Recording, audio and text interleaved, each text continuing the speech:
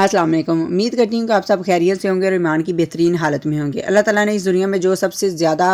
रिश्ता अच्छा बनाया है ना, वो आई थिंक मियाँ बीवी का है। अगर मियाँ बीवी आपस में एक दूसरे के साथ प्यार मोहब्बत और सलूक से रहते हैं ना, तो उनकी आगे जो आने वाली नस्ल होती है ना, वो भी हैप्पीली होती है और उनके दरमियान में भी कोई ऐसी बात या फिर कोई ऐसी लड़ाई झगड़ा नहीं होता। अगर मियाँ बीवी के दरमियान में बातें जो है ना वो क्लैशेस में बदलती रहें, ये छोटी छोटी बात पे लड़ाई झगड़ा होता रहे, तो उनके जो बच्चे होते हैं ना, वो भी वही कुछ सीखते हैं और आगे अपनी लाइफ में वही कुछ अपनाते हैं। हमारे यहाँ बहुत सारे कपल्स ऐसे हैं जो कि एक दूसरे को अंडरस्टैंड नहीं कर पाते। बहुत सी लड़कियाँ ऐसी होती हैं जो शर्मीली होती हैं या फिर उनके मन में ये बात चल रही होती है कि मेरे अंदर ये मिस्टेक है और मेरे खामद को ये चीज़ पसंद नहीं आ रही, या फिर ये मेरी बात जो है वो खामद को अच्छी नहीं लगती, लेकिन इसके बावजूद वो खुद पे कंट्रोल नहीं कर पाती। इसकी वजह ये होती है कि खामद का जो लेस अटेंशन होती है ना, इस वजह से वो अपने आप को चेंज नहीं करती, क्योंकि रिश्ता वही है जिसके अंदर दिन ब दिन तब्दीली आती जाए, एक दूसरे को आप समझने लगे। शादी के बाद अगर आप एक दूसरे को टाइम देते हैं, एक दूसरे को समझने की कोशिश करते हैं, हर नापसंद और पसंद का आपको पता होता है, तो ये रिश्ता जो है ना आहिस्ता आहिस्ता आपकी नज़र में ज़्यादा मजबूत होता जाता है और आप उसको अच्छे तरीके से और आसान तरीके से चलाने की कोशिश करते हैं। अच्छा, आज की वीडियो में मैं आपको बताऊं कि बेहतरीन जो सेक्चुअल टाइम होता है, अगर आप समझे कि एक दूसरे को मिलने का टाइम जो है ना वो कौन सा बेस्ट होता है, तो इस वीडियो में मैं आपके साथ वही टाइम शेयर करने वाली हूँ। सबसे बेस्ट जो टाइम है वो हमारे लिए जो यानी कि कपल के लिए एक मॉर्निंग का टाइम होता है। इसमें बहुत सारे बेनिफिट्स हैं।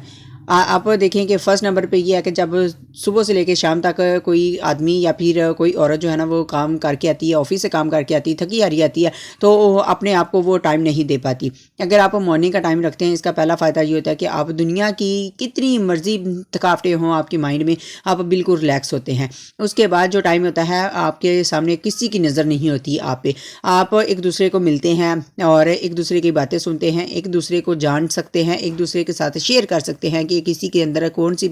मुश्किल है या फिर कोई किसी किस्म की दिन के टाइम पे कोई तकलीफ़ या फिर कोई दुख या फिर कोई भी परेशानी होती है, तो आप एक दूसरे के साथ शेयर कर सकते हैं। इसके बाद इसका बड़ा फ़ायदा ये होता है मॉर्निंग के टाइम पे मिलने का, तो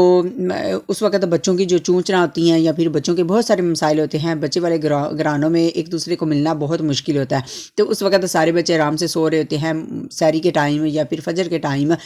इस वक्त मिलने का फ़ायदा ये होता है कि आपको किसी भी किस्म की कोई टेंशन या परेशानी या फिर कोई भी दुख तकलीफ़ या कोई भी दुनियावी जो रील होती है ना हमारे माइंड में जो चल रही होती है सोचों की, उस वक्त बिल्कुल आप इस चीज़ से आज़ाद होते हैं। और सबसे बड़ा जो साइन होता है वो आपको एक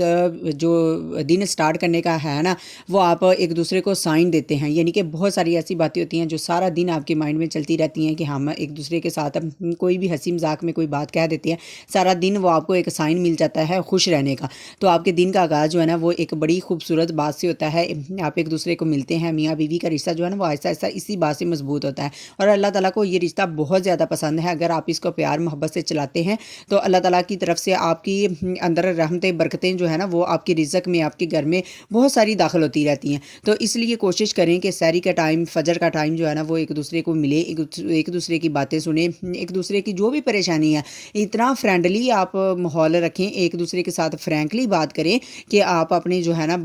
एक दूसरे को शेयर कर सकें बातें। तो उम्मीद करती हूँ कि इस तरह की जो बातें हैं वो आपको समझ आ जाएंगी और आप अपनी लाइफ में जो अगर कोई मुश्किलात हैं या फिर कोई कपल किसी भी मुश्किल से गुजर रहा है, तो बच्चों की खातर इस रिश्ते को अपना और मजबूत करें। और जो कोई क्लैशेस हैं या फिर कोई रंजिशें हैं या कोई परेशानियाँ हैं, दुख तकलीफ़ें हैं या फिर एक दूसरे के साथ कोई भी नाराज़गी है, तो कोशिश करें कि इसको ख़त्म करके अपने बच्चों की खातर अपने अल्लाह को राज़ी करने के लिए इस रिश्ते को और ज़्यादा मजबूत बनाएं। क्योंकि ये रिश्ता इतना गहरा है कि अगर आप इसके अंदर जितना डूबते चले जाएंगे ना, आपकी मोहब्बत उतनी बढ़ती चली जाएगी। तो उम्मीद करती हूँ कि आपको ये बातें अच्छी लगेंगी।